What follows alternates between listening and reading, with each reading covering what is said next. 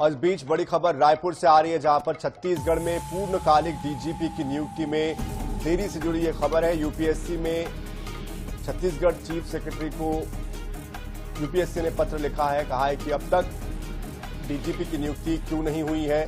Approved panel देने के बावजूद डीजीपी की तैनाती नहीं की गई है। यूपीएससी ने आईपीएस अरुणदेव गौतम, आईपीएस हिमांशु गुप्ता के नाम को लेकर मंजूरी दी थी।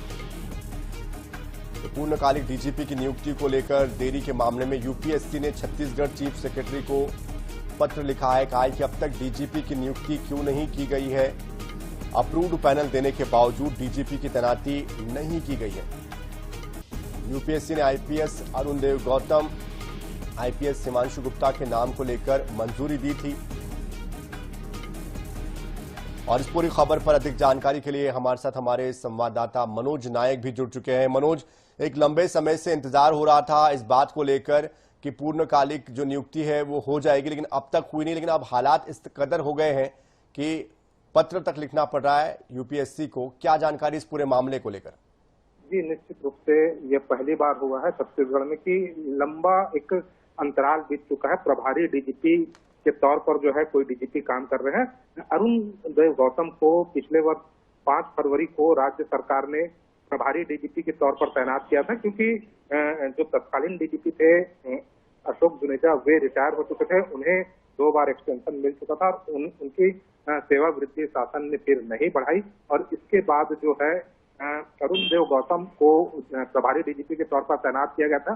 वहीं राज्य सरकार की ओर से 4 सीनियर मोस्ट आईपीएस के नाम जो है यूपीएससी को भेजे गए थे। और इसके बाद यूपीएससी ने 2 नामों पर टिक लगाया था, 2 नामों की अप्रूवल दिया था, जिसमें सीनियर आईपीएस अरुणदेव गौतम और दूसरे जो आईपीएस है 1994 बैच के आईपीएस थे हिमांशु गुप्ता।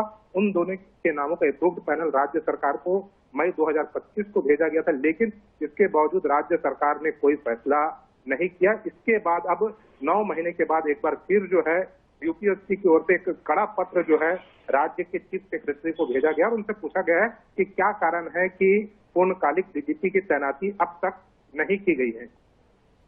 बिल्कुल जाहिर सी बात है मनोज, लेकिन इसको लेकर जो नामों को लेकर जो बात हो रही है, इसमें से क्या अरुणदेव गौतम को ही आगे कंटिन्यू किया जाएगा? इस संदर्भ में कोई अंदर खाने से जानकारी आ रही है और कब तक इसका जवाब देना है, स्पष्टीकरण कब तक आएगा?